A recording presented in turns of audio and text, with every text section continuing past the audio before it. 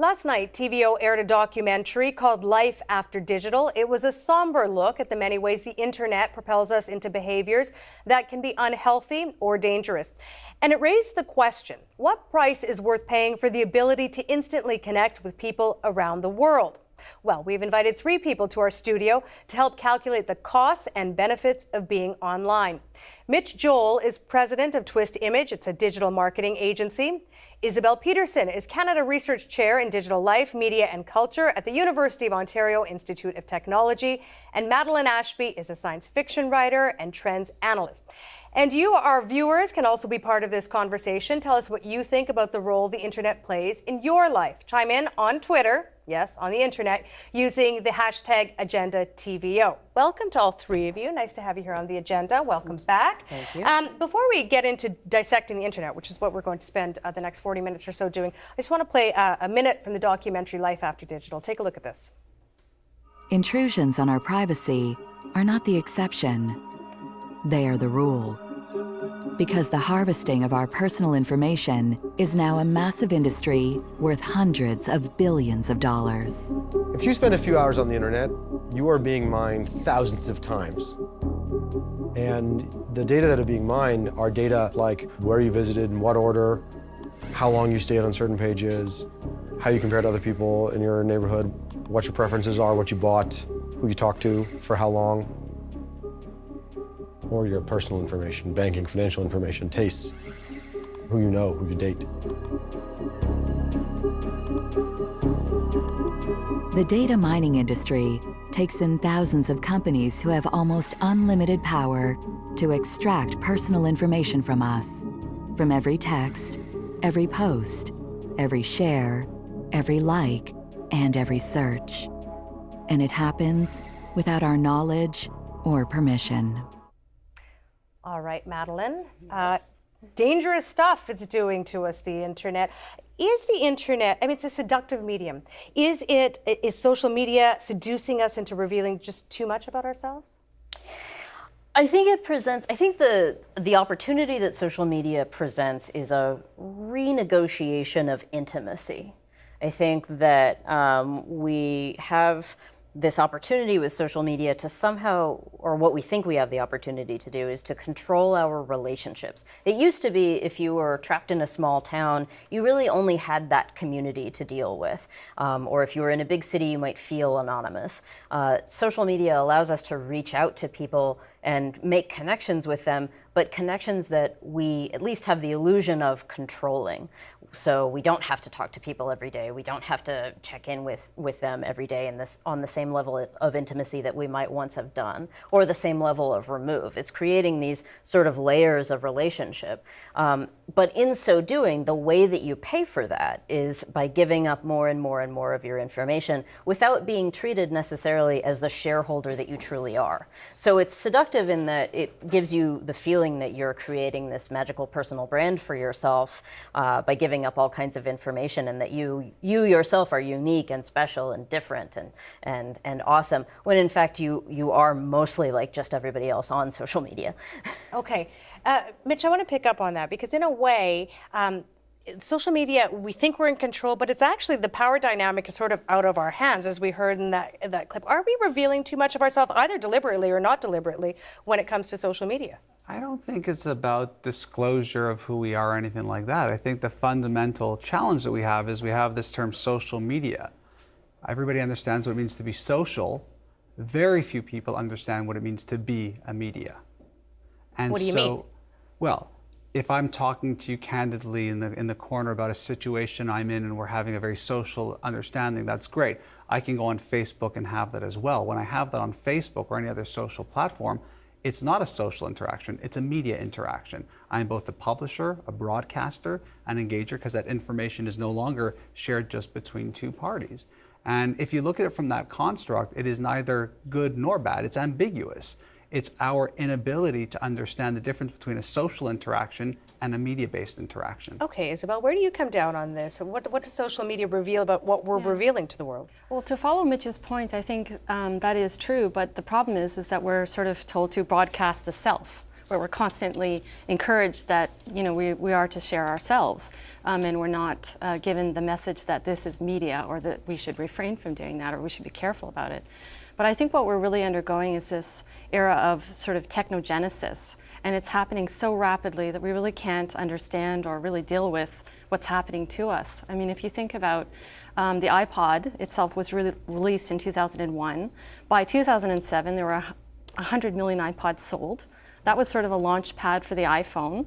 In 7 years, there are now 500 million iPhones sold. So in 10 years, we've gone through this extreme process of change without really coming up with strategies to deal with it and tactics. So the example of the iPod, we are so connected digitally to one another. The question then is what effect this is having on us psychologically? Does all this connection, social media, make us psychologically damaged? I don't know if we're becoming psychologically damaged in the long term, but we're certainly we're riddled with anxiety. I mean, I think that there's this constant pressure to be connected, to be in touch with everybody, but there's also the realization that we can't live up to that connected life that we've set for ourselves. We're sort of overwhelmed. Okay. Yeah. There's a line in the film, Madeline, and I want you to pick up on this one. It says, "You always live in the mirror." Let's talk about narcissism. Is the internet turning us into narcissists? Why would you ask me? Because I figure you'll have some thoughts on it. Is the internet turning us into narcissists? I think that the reflective nature of the internet allows people to indulge in narcissistic impulses in a way that they may not have been able to before. But more importantly, the internet broadcasts those acts of narcissism. It makes them measurable and verifiable. As with anything else, you get what you measure. And if that's what you're looking for, it's what you're going to find. So I think that it's created the opportunity for us to constantly check in with our reflection and see how that appears to other people, and to create this sort of shadow self that exists on the internet, whether it's in the form of an avatar or in the form of a personal brand or in the form of an account or something like that. It just sort of walks around outside and does a certain very specific social act for us. Okay, I want to play another clip. This is actually of a stand-up comedian who brings in another facet into what we might be losing when it comes to all of this in the new age of personal transparency. And I just want to give our viewers a warning that it does have some bad language, so take a listen to this.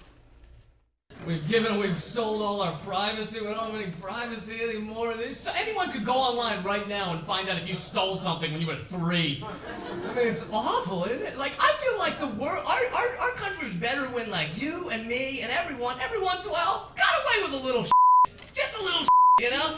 Like, it used to work better that way. I think 20-year-olds should be able to have fake IDs. The world worked well that way. It used to be that if you had a lamination machine, the world was your oyster. I think you should be able to lie a little bit in a job interview without the boss going online and finding photos of you doing meth in college, you know? Just a little bit.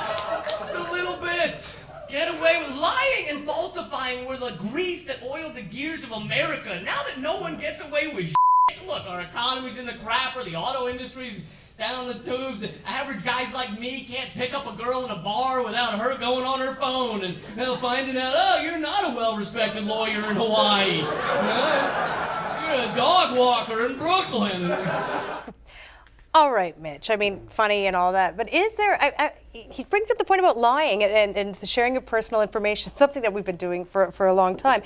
Is there a danger that all this personal information will make lying impossible or obsolete? And if so, is that a good or a bad thing? You know, look, we're talking about this in the conversation as if someone is doing this to us.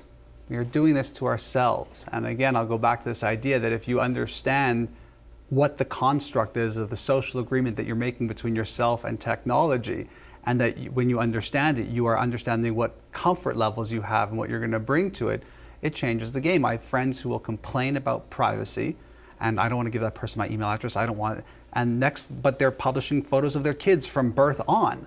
You are making conscious choices to put this information in that place. So yes, there is one side that says, well, if I opt out of this entirely, then what type of society am I building for myself? I don't think that it's a zero-sum game. I think you can be online and you can be aware of what you're publishing, what you're putting, and you don't have to put things that you would cross what you would consider to be some form of comfort line. But because we haven't had that conversation amongst our communities, with our kids, with our peer parents and our coworkers, and with ourselves, we're victims of whatever thing there is. So we experiment with it and then we regret later. Okay, this is an excellent segue into what I want to bring up next, which is in the documentary, it focuses on, recounts the story of Amanda Todd, a teenager who was bullied online, took her own life. There's a similar case in Nova Scotia that's currently under publication ban, but made news headlines about teenagers being bullied online.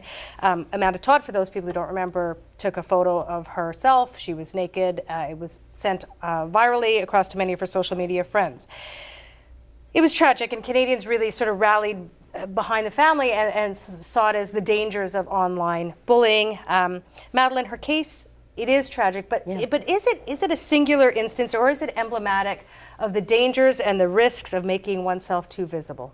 No, it has nothing to do necessarily with making oneself too visible. It has everything to do with being a woman on the internet, and everything to do with the misogyny in certain online communities and the way that female bodies on the internet are treated as commodities. I mean, it's not coincidental that one of the internet's best industries is pornography, and that when we see women online or when women appear online, they're treated like objects. I don't think that those two things are separate. And unfortunately, what happens is that, as you know, it's a tale as old as time, that young girls trust the wrong person, give their information to the wrong person, and then, you know, get sort of paid back for it, or see it backfire on them in a terrible, awful way that they truly do not deserve. I mean, anyone who thinks that this is a new story, or not a new story, but this is a pattern. If you read Dangerous Liaisons, it's kind of the same idea.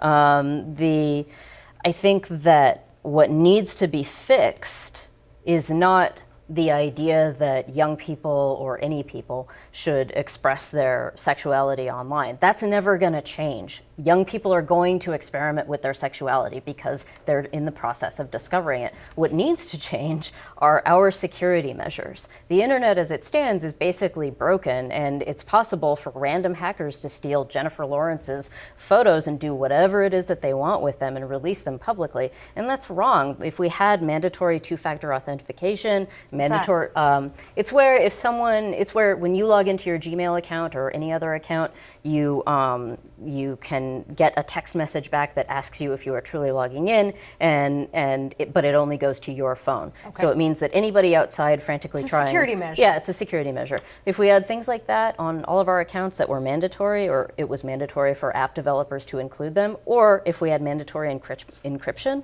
we would be going a long way to protecting all people, not just young women. Okay, you posit, though, a lot of ifs. I mean, that isn't the reality in which we exist. So, I mean, I don't want to talk too much about the Amanda Todd case, but it is sort of probably our best example, or most notorious example in this country of the dangers of the internet. Where do you weigh in on this? Well, I think one thing to follow what you said is that we haven't decided that we share those values yet. I mean, we as you mentioned, we believe that, you know, we can share everything and that it's never going to be maliciously attacked, or we're not going to be preyed upon by bad forces.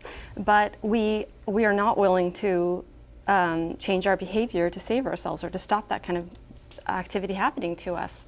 One thing I think with the Amanda Todd case was, in the documentary, they show the lead into what happened to her. So she was victimized towards the end of the story, but at the beginning she's going through this process of broadcast yourself, right, that children are encouraged to do. And I don't think that we have dealt with our values over how we should deal with that, or how we should we encourage people to continue to doing that? We used to talk about the people who hide behind the screen as a sort of, you know, keyboard warriors. It's easy to make funny memes or GIFs based off of a tragedy like this, and clearly a massive tragedy, and it should never have happened. And there is, in this transition, as we sort of have the true convergence, which I believe is the convergence of our physical and digital selves, as that's what's happening now, this weird moment, and, you know, I call it purgatory. We're in a bit of a state of purgatory here, where we're not really certain of what it's like, and as the rules are being formed and created, with the tragedies, we also have a lot of good stuff too. And so we have to sort of look at things as it's almost like this new frontier. And we have to look at it as billions of people in a brand new connected community. And we can look at the bad. We can look at the tragedy of the Amanda Todd. We can look at cyberbullying in general, which is a massive issue that anyone who's a parent or anybody's concerned about. And then you can see the magic and the beauty.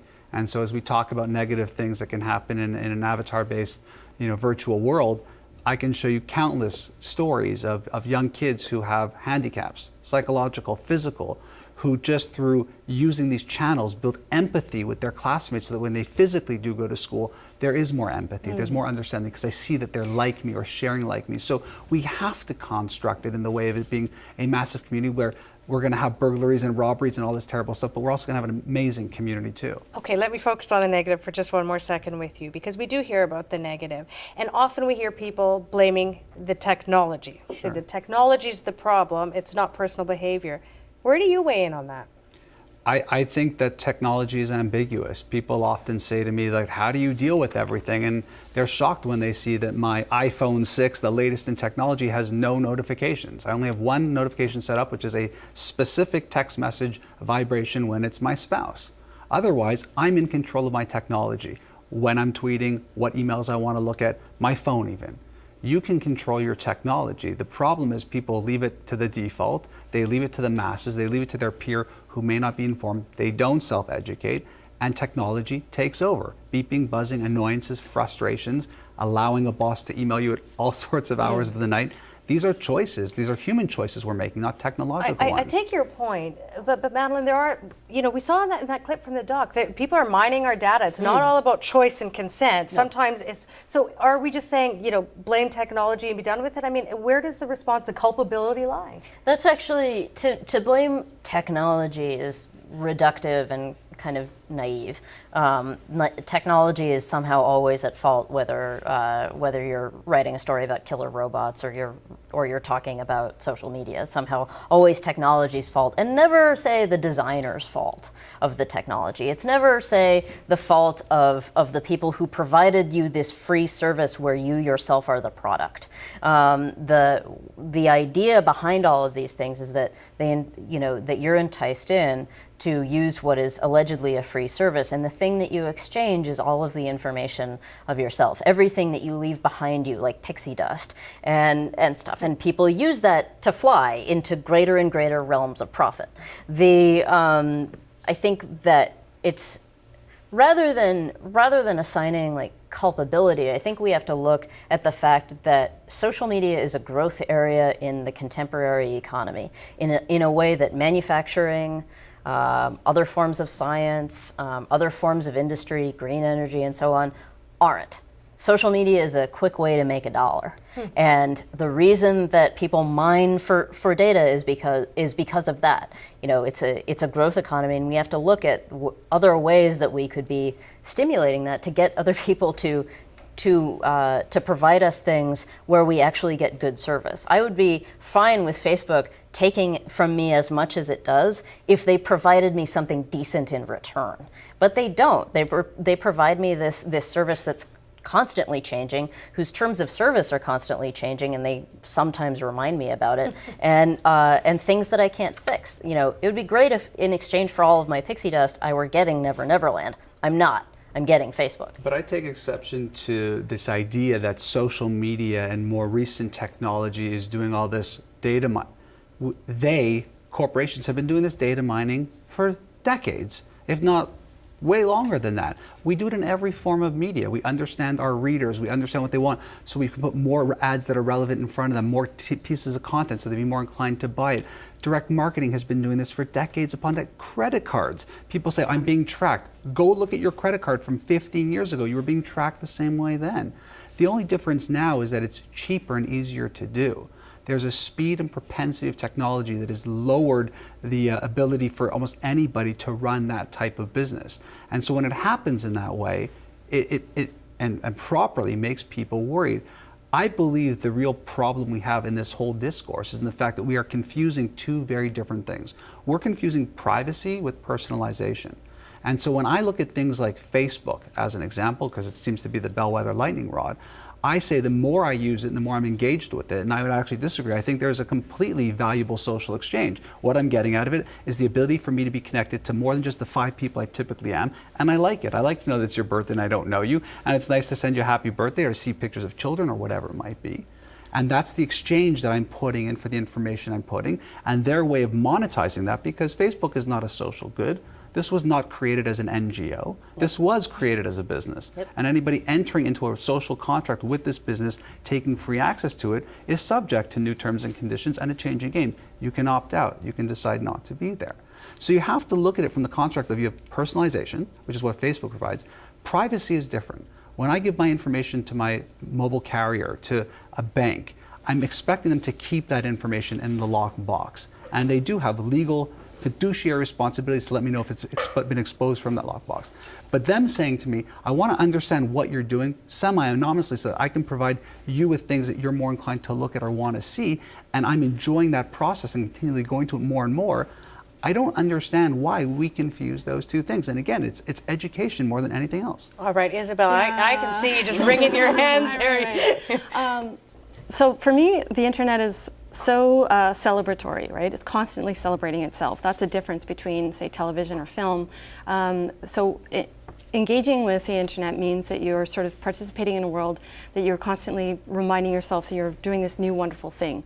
And Facebook is constantly deceiving its users. It doesn't tell you what it's doing behind the scenes. I mean, it doesn't tell you that its algorithms are changing the way you're interacting with your friends, your family.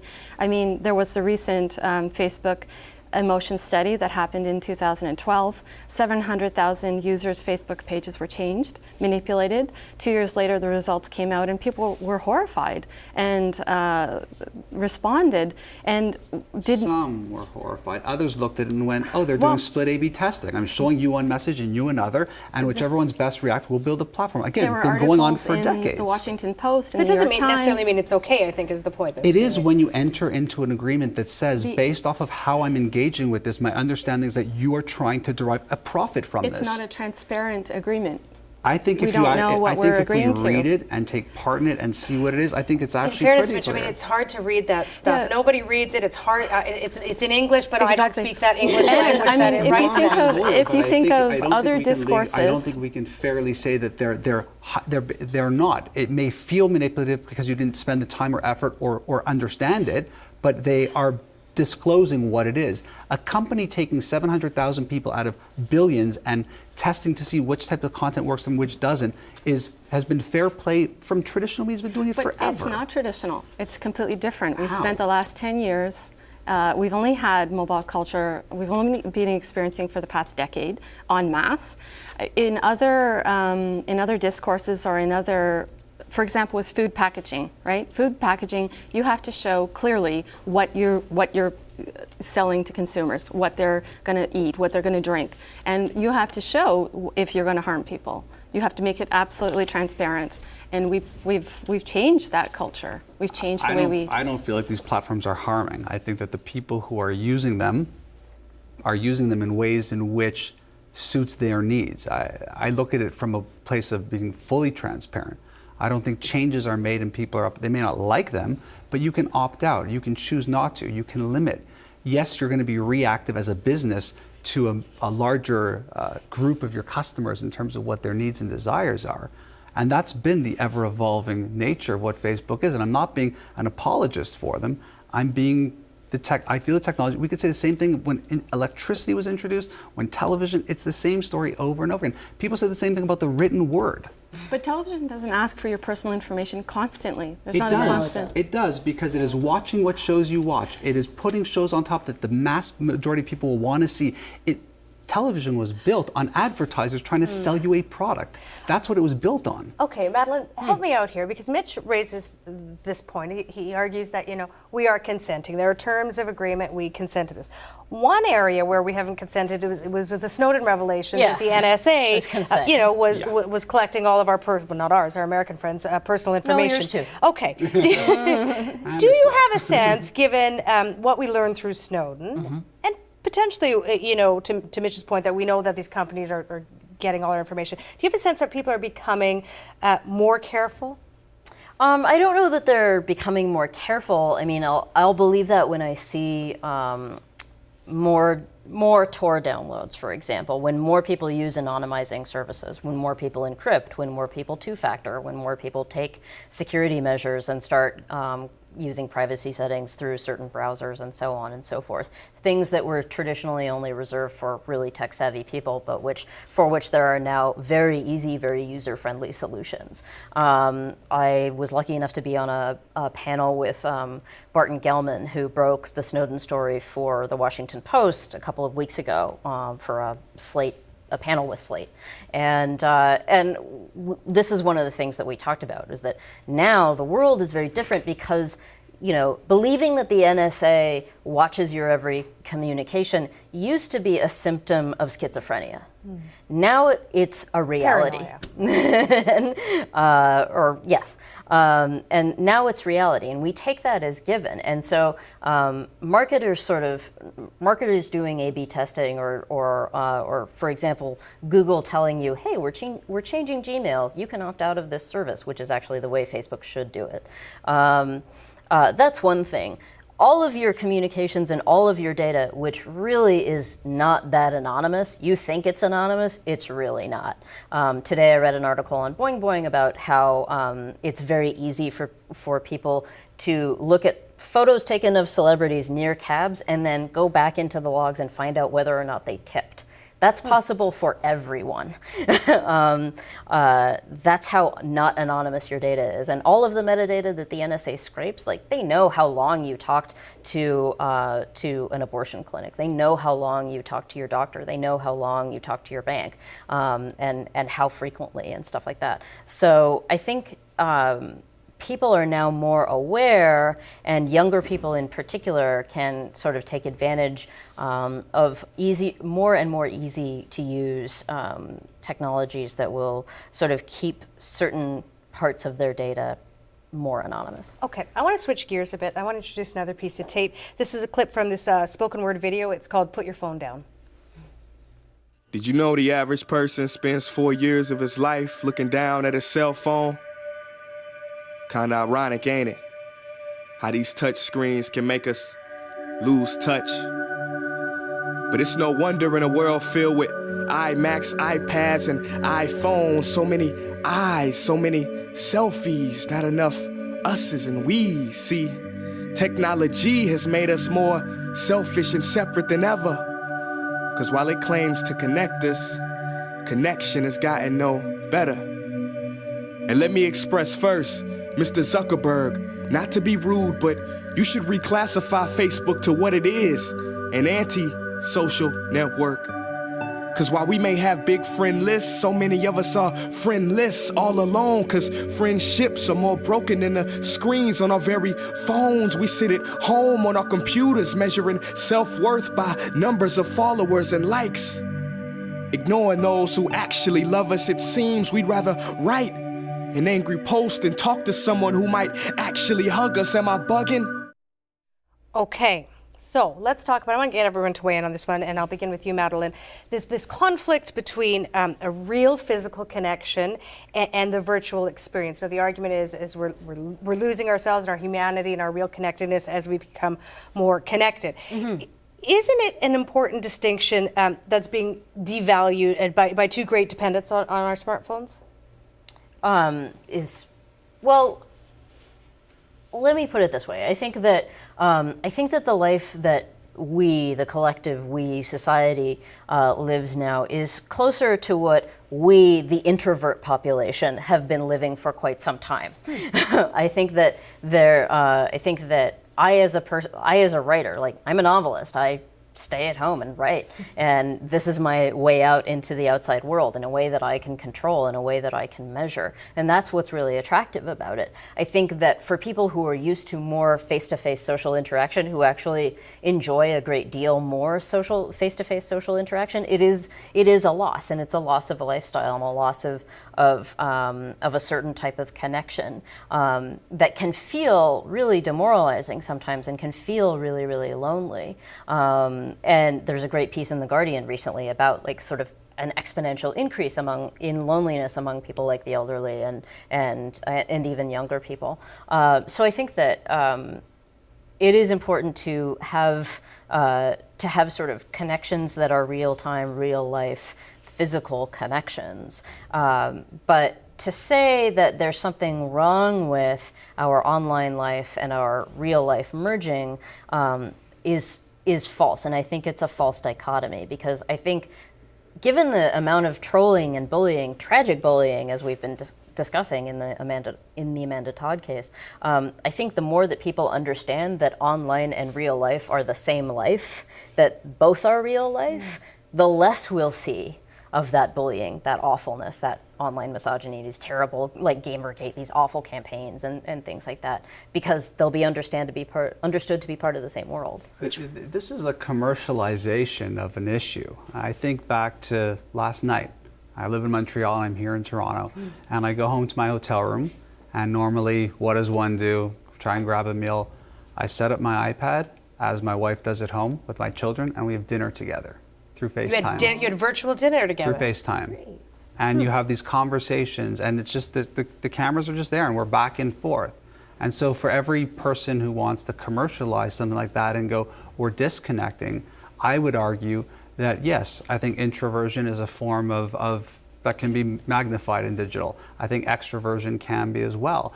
And I do think that the connected technology, when understood and used well, is a platform to do the most amazingly human things. And as I was thinking of that story, I was also reminded of the military. I've seen this a lot in the US, where soldiers serving overseas, and they do the exact same thing when the wife is back at home giving birth to a baby. So versus coming in 3 months later and seeing your child 3 months, you are there as much as one can be for the physicalness of it and to see it in a digital manifestation of it. And again, for all of the things you'll hear like this and go, yeah, it's true, I would argue that I've reconnected with people that I could never have imagined connecting with. I've seen friends of mine going through personal tragedies and having communities come together that, again, they just wouldn't have physically been able to reach without these connections. So we can look at likes as a metric by which we measure how popular a piece of content is, or we can look at likes as a metric of, am I connecting with someone? And the choice is ours. Isabel, you teach at a university which encourages students to stay connected in their classrooms. How do you feel about all this? I think it's a double-edged sword, right? I do agree that Skype and video chat has really changed our lives and made us much more connected. There is research that people in old age homes are using Skype and connecting with extended families, and that there are numbers to support that. But I also think that students and everyone is the curating of a life that's so self-centric is leading to loneliness to a certain extent. So double-edged sword. If we're measuring our self-worth according to how many times people see our profile page and beginning to question whether that's progress or whether we're being successful, there's an issue there. Sure, looking at our Twitter feed, who said what about us? Yeah, and I would say that to riff on where we were going there, I do think it's easy to be dystopian about it, but where I think we are seeing is a level of being myopic, and that's what this is. When you're on your Facebook page, your Twitter page, your worldview is only as big or as grand as your followers. Now, this is very, very different than the construct of the internet or what it led us to believe, which was suddenly you're connected to this world and you're going to have all these different opinions and it's amazing, when the truth is you don't see this. I think back to the recent Israeli-Palestinian war, and in the mass media, in terms of real analytics, we would say Israel is losing the PR war on this front. And I would have friends going, I can't, everywhere I look on Facebook and everywhere, it's all like, I don't get it. It's like, yeah, because those are the people you're connected to. Your worldview has gone from being somewhat, I'd read the newspaper, I'm only seeing my feed, the people I'm connecting to. So in that sense, again, without having the self-awareness to know this, you are getting a much more myopic, smaller worldview. That is probably the scariest factor of all of this. And Facebook contributes to that. A million percent it does. With their algorithms that make it much more, continue to draw us to stay online and facilitate network culture that we never leave our personal world. But those same algorithms do look at the different people in connected networks to put content in there that you typically wouldn't have seen as well. So as much as they're throttling content from your chosen feed, they are integrating as well newer pieces. And again, I'm not being an apologist for them, it's just looking at it and understanding that you're seeing it. Absolutely, some of it is branded. I mean, we're seeing that in awesome, pieces of media like Wired and the New Yorker. A lot of them are doing these types of deals to be in business. Yeah, but there's an insidious. There's a way that's much more deceptive than television, right? Where we stopped for commercial break, we knew it was coming, we knew what advertising was. Product placement? I don't think so. There is this line in Life After Digital that really stuck with me. It says, in the past we've struggled with emptiness, these days we are struggling with being overwhelmed. Madeline, is it a question of time before, we have this conversation, and in a way we've been having this conversation for many years now. Is there a time that we just will arrive at where we just say, you know what, this is the world we live in, this is the internet, this is how we exist? I think that moment has already happened, but it's happened for people who are just younger than I am. I sort of grew up alongside the internet. My parents got our first computer when I was like 14 years old, and that's when I became online active. There is now a generation of young people, toddlers, who don't understand that television can't be swiped, who wander up to televisions and tap them and try to swipe them and have tantrums when they can't change channels or change shows or move forward or hop backward. It's broken. It's broken. Yeah. What is this? And for them it is, because why would I deal with this static medium? Why would I deal with this thing that isn't responsive in the way that I want it to be responsive? What is this remote? What is that? Why can't I just use my fingers, et cetera, et cetera? So I think that there is a generation for whom this is just the way of life. And I think the challenge for them, in the same way that there is a challenge for us, is how to deal with sort of analysis paralysis and the overwhelming amount of choices that we have. The thing that is both seductive and really terrifying about the internet is that one never feels done. You can never be done reading the internet because it's sort of infinite. You can always keep scrolling. There are even endless scroll options on things like Tumblr and Facebook and whatever, so that you're never done. The sense of accomplishment that you might get is not the same. Instead, you have this law of intermittent reward, which is the exact same way that slot machines work. Most of the time it's all lemons, but sometimes you get a reward. So there's this little dopamine thing that happens in our brain every time we, refresh Twitter, that's sort of feeding back to us and making us feel like we've done something, when in fact we're just sort of indulging in a thing that's helping us procrastinate I've heard better. all about this dopamine, and I tell myself, it's a dopamine, don't do it, but still you stick with it, you stick with it. Yes. Isabel, I want to ask, we were talking about technology and not being able to swipe TVs. Yeah. What the heck are you wearing on you there? I'm wearing a life logging camera. So much of my research over the past 10 or 15 years has been on wearable tech and this sort of future that we're expecting to come to fruition, that we're going to be wearing our technology. So this is a life logging camera. It takes a picture, two pictures every minute, two photos, and you can download it and sort of log your life. You're logging me right now. I'm logging you. I have not given you my consent to do that. That's though, right. Which raises an interesting thing, which you said earlier, Mitch, that we are giving our consent. I'm not giving Isabel my consent. She can go log her life and I can be part of that. I got no control. Happened with traditional cameras too. Yeah, so this is I'm a social critic when it comes to this kind of technology, right? I've been tracking the idea of life logging, that you can store a whole digital life to your computer, and really questioning, is that memory? Is that digital life? What is the loss if we do that? If we start to equate our memory with just static imagery, what's happening there? This technology originally was proposed by the Army, by DARPA, who had planned to collect a whole digital life, right? So the idea was that a general we needed to save all of the intelligence that a general had. So we would collect everything that a general saw, everywhere he went or she went, every television show she watched, and store it in a digital life. And it evolved into My Life Bits technology and Gordon Bell, and now it's finally emerged as a computer consumer device. So now everyone can be a life logger. Who needs memories if you got that? Who needs memories? So that's the kind of paradigm I'm trying to question. Come to any conclusions? That we're both humanized and dehumanized by this, right? That if we're all wearing technology all the time, what is remembering? What is nostalgia? What is creativity? I want to pick up on that. We only got a couple of minutes left, but it's interesting that we're talking about what is nostalgia, what is emotion, what is that, and we're looking forward a little bit. But if we have been having this conversation for a decade. The internet was only invented 23 years ago. Mitch, you know, how are, looking forward 20 years, I mean, how do you see digital technologies changing our world? No one could anticipate what we've had in the last 20 years, but I want you to anticipate what we might see. Yeah, it's hard. I often tell people that I'm not a futurist, I'm a presentist. I'm really good, I think, at seeing what we're using today and how it impacts us and what it means to business and individuals. And I frame this by two stories. One is, you know, the iPad didn't exist 4 years ago.